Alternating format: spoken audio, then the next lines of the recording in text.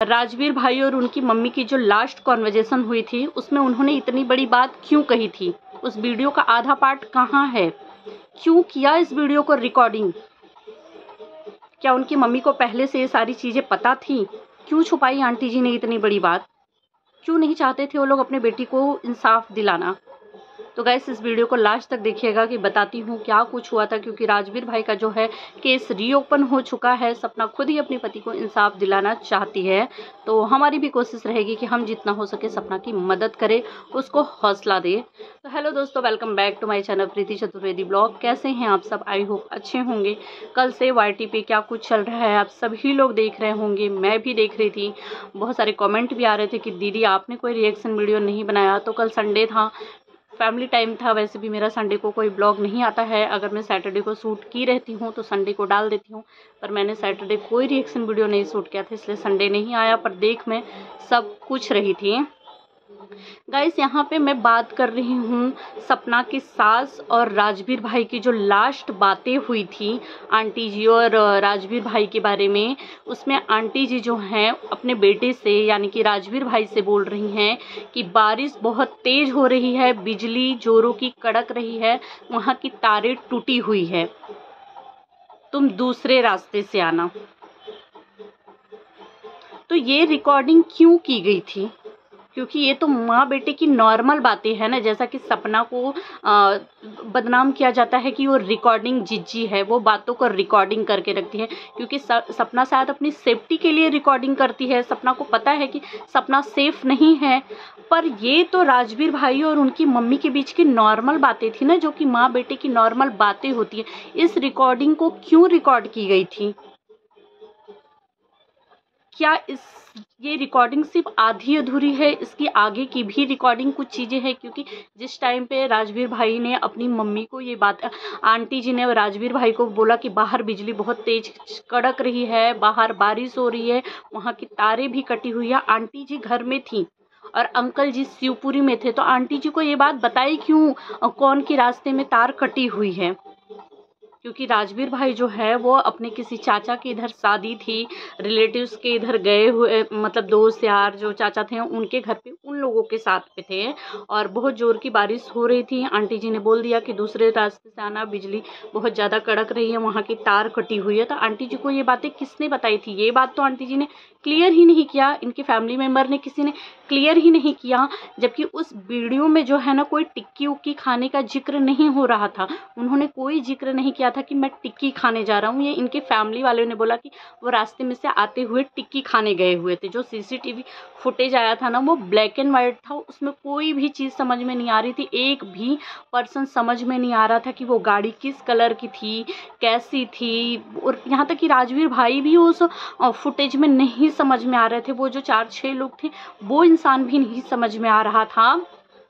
तो इन लोगों को कैसे पता चला कि वही गाड़ी टक्कर हुई थी, उसी जगह पे गाड़ी टक्कर हुई थी? क्योंकि सपना तो घर पे नहीं थी, वो बच्चों को लेके मायके गई हुई थी, अंकल जी शिवपुरी में थे, आंटी जी गांव में थी।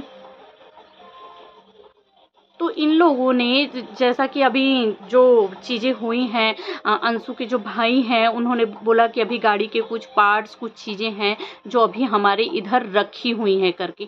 तो जब इतनी सारी चीज़ें थी तो केस क्यों नहीं किया गया? इन लोगों ने ये कैसे समझ लिया कि मतलब गाड़ी बहुत ज़ोर की थी, टक्कर हुई, कुछ भी समझ में नहीं आ रहा था, बहुत तेज़ बारिश हो रही थी। अरे ये सब कौन कौन लोग थे ये भी नहीं समझ में आ रहा था।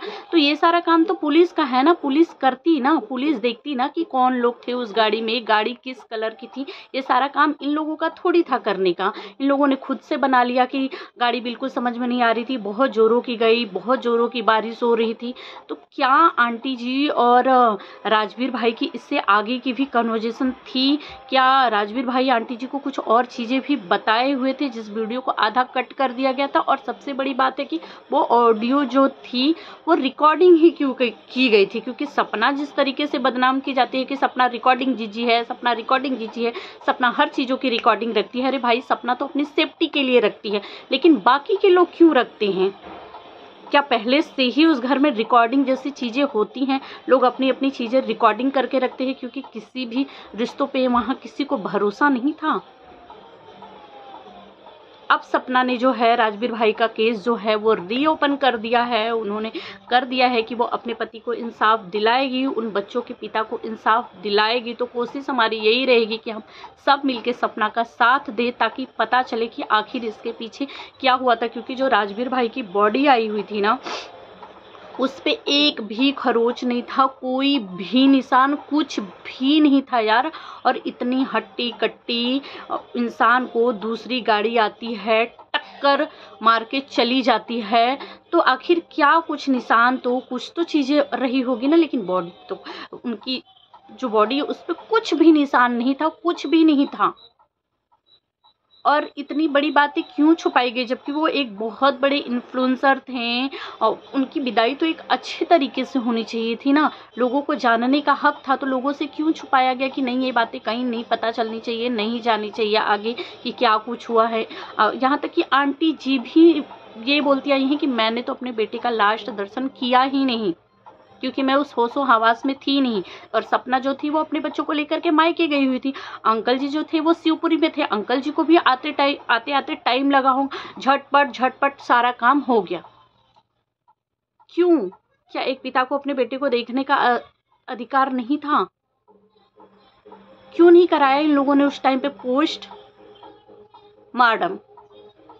आखिर अगर वो करा दिया होता तो पता तो चला होता ना कि गाड़ी का ही टक्कर था, या गले में, सर में, हाथ में, पैर में कहीं कोई चोट का निशान आया होता, कुछ तो रहता तो पता तो चलता कि हाँ ये चीज़ें हुई थी यहाँ। उनको देखने के बाद तो बिल्कुल लग ही नहीं रहा था कि मतलब एक बहुत तेज़ से आई हुई गाड़ी थी जो ऐसा टक्कर मार के गई। एक हत्ता खट्टा इंसान, यार कुछ तो निशान रहे होते, कुछ तो चीज़ें रही होती। उनको देखने के बाद बिल्कुल नहीं लग रहा था कि ये गाड़ी से ही हुआ हादसा है।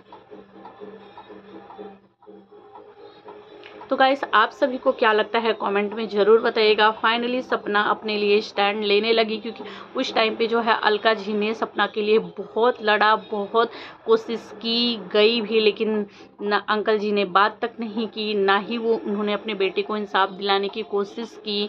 उनका ये था कि मतलब बच्चियों के लिए वो चुप हैं, क्योंकि उनके बच्चियों पे खतरा है, उनको बच्चियों को नहीं चाहिए कि किसी प्रकार का खतरा हो। अगर इतना ही प्यार था अपनी बच्चियों से, इतना ही फिक्र था, तो आज उन बच्चियों को इतना दूर भेज के कैसे सुकून है यार? कैसे ये है कि हाँ, कैसे उनको ये है कि बच्चियों के ऊपर कोई खतरा नहीं आ सकता है? जिस टाइम पे वो चीज़ें हुई थी ना, सपना एक दो चीज़ें बोलती थी, जब सारी चीज़ें वाईटी पे आई करके, तो सपना जब वीडियो बनाई, लाइव में आई, तो सपना के लिए भी बोल दिया गया था कि अगर तुमने कोई भी चीज़ें निकाली, कोई भी केस की, कोई भी चीज़ें ऐसी बाहर लेके आई तो तुम्हें गोली मार दी जाएगी।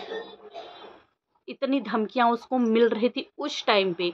तो अंकल जी को तो पता होना चाहिए ना, आंटी जी को तो पता होना चाहिए ना कि बाहर मेरी बहू, मेरी पोतियां सेफ नहीं है। जिन पोतियों के खातिर अंकल जी, आंटी जी ने अपने बेटे के लिए नहीं लड़ा, अपने बेटे के इंसाफ के लिए पता तक नहीं किया कि आखिर मेरे बेटे के साथ क्या कुछ हुआ था, कौन था वो इंसान, उसको सज़ा मिलनी ही चाहिए सिर्फ बेटियों की खातिर। ये है कि बेटियों की खातिर, तो आखिर उन बेटियों को क्यों छोड़ दिया? तब तो वो बेटियां तो बोलते ना, सूद से ज़्यादा मूर प्यादा होता है। तो अंकल आंटी को तो वो बेटियां अपने आंखों से एक नज़रों के लिए भी दूर नहीं जाने देना चाहिए था कि नहीं ये मेरी, तो फिर कैसे जाने दिया? हर समय मतलब सपना अपनी लाइफ में बढ़ चुकी थी, आगे चीज़ों को भूल गई थी। शायद उसको लगा था कि जो चीज़ मेरे नसीब में नहीं थी वो चली गई। अब ठीक है, मैं एक एक दिन करके अपना बिता रही थी, अपनी बेटियों के लिए आगे बढ़ना चाहती थी। लेकिन कुछ लोगों ने इतना परेशान किया कि आज उसको मुंह खोलने पे मजबूर कर ही दिया कि हम सपना का पोल खोल के रहेंगे, हम सपना के बारे में और चीज़ें बताएंगे, सपना ने ये किया था, सपना ने वो किया था, चलो बताओ लो। सपना चुप थी, इसी में भलाई थी सामने वाले की।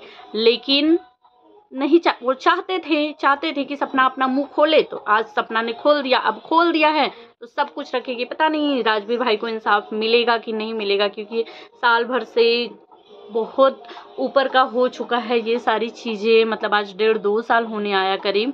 तो अब ये केस बंद हो चुका है, तो शायद अब ये केस खुलेगा, उनको इंसाफ मिलेगा कि नहीं, पता चलेगा कि नहीं, नहीं पता, क्योंकि इतनी पुरानी केस होने के बाद शायद पुलिस भी इस पे कर सकती है कि इतने टाइम से आप लोग क्यों चुप थे, क्या था, बहुत सारी चीज़ें।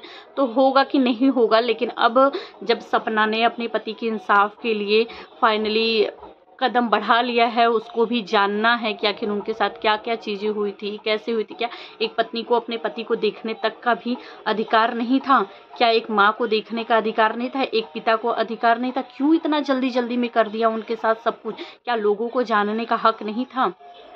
और अब जो है अंशु कह रही है कि लोगों ने मना किया हुआ था, एक न्यूज़पेपर वाले ने ये सारी चीज़ें लीक कर दी थी, तब भी सभी को मना किया गया था कि ये बातें बाहर नहीं आनी चाहिए। क्यों नहीं आनी चाहिए?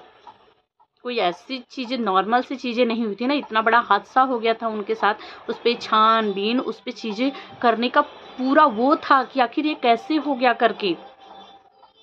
और सबसे बड़ा सवाल तो मेरा यही है कि वो रिकॉर्डिंग, वो माँ बेटे की जो बातें थी, वो नॉर्मल बातें थी। एक माँ का अपने बेटे के लिए फ़िक्र था कि हाँ, आंटी जी को ये बातें कैसे पता चली, क्योंकि बहुत तेज़ बिजली चड़क रही थी, बहुत तेज़ बारिश हो रही थी, तो आंटी जी घर के अंदर थी। बाहर वो दूसरा इंसान कौन था जो ये जानकारी दिया कि उधर जो है बिजली की तार गिरी हुई है? नॉर्मल बातें जब माँ बेटे की हो रही थी, माँ अपनी बेटे को बताना चाह रही थी ये सारी चीज़ें, तो वो फ़ोन में रिकॉर्ड क्यों हुआ? क्योंकि आंटी जी को रिकॉर्डिंग करने की आदत नहीं है ना, अंकल जी को रिकॉर्डिंग करने की आदत नहीं है, अंशु को रिकॉर्डिंग, जीजी तो सपना है, रिकॉर्डिंग तो सपना करती है। तो फिर इन लोगों ने क्यों किया? इन लोगों को क्या पड़ गई थी नॉर्मल बातों को? क्या घर में हर इंसान किसी से फ़ोन पे बातें कर रहा है, किसी से आमने सामने बातें कर रहा है, तो क्या उसको रिकॉर्ड करके रख लेता है? क्यों रिकॉर्डिंग हुई थी?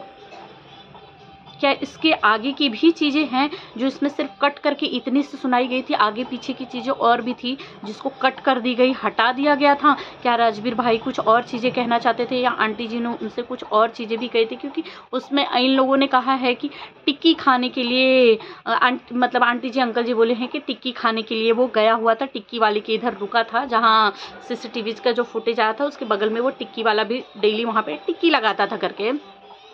पर यार शादी ब्याह के घर में गए हुए थे वो, तो वहाँ पे तो इतनी सारी चीज़ें रही होगी ना कि बाहर निकल के इतनी तेज़ बारिश में टिक्की खाने की क्या ज़रूरत थी? इतनी तेज़ बिजली तड़क रही थी, इतनी तेज़ बाहर बारिश थी। अगर वो इंसान कहीं फंस गए है तो उसको तो यही है ना कि मुझे कैसे भी करके घर निकल के जाना है, कि वो इंसान टिक्की खाने जाएगा।